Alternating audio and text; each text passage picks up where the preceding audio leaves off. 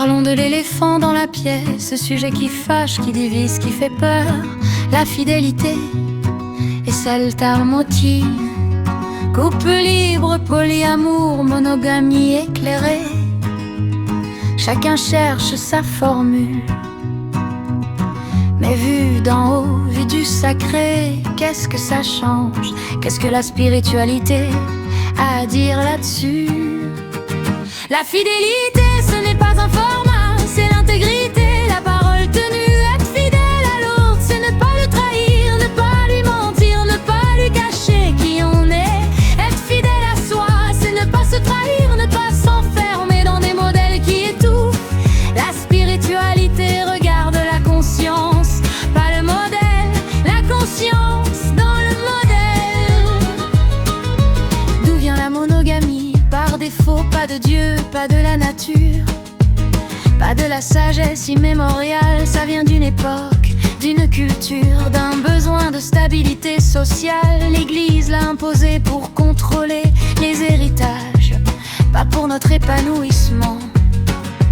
Un ami marié depuis 20 ans, je me suis jamais posé la question. Aujourd'hui, je me demande si j'ai choisi ma vie ou si on me l'a donnée.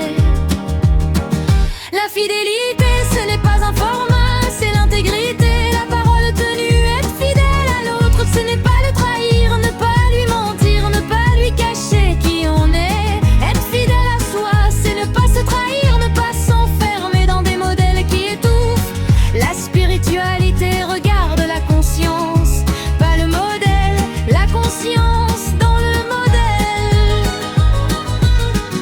Un couple peut être monogame et spirituel s'il est choisi, vécu en conscience, renouvelé chaque jour.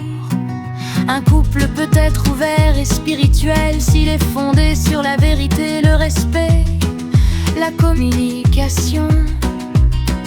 L'inverse est vrai aussi, monogamie par peur, par convention, par paresse, ce n'est pas spirituel.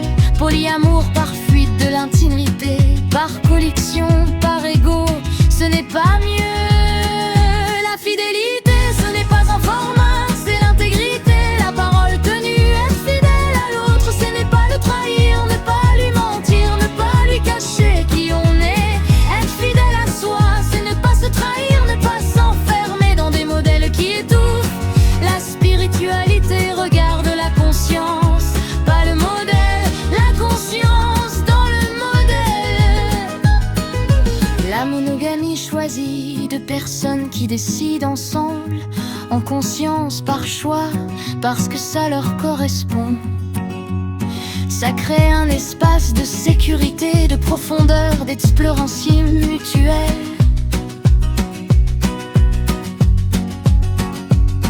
La relation ouverte, le lien principal reste, mais des expériences sexuelles avec d'autres, ça demande une communication exceptionnelle, une gestion de la jalousie.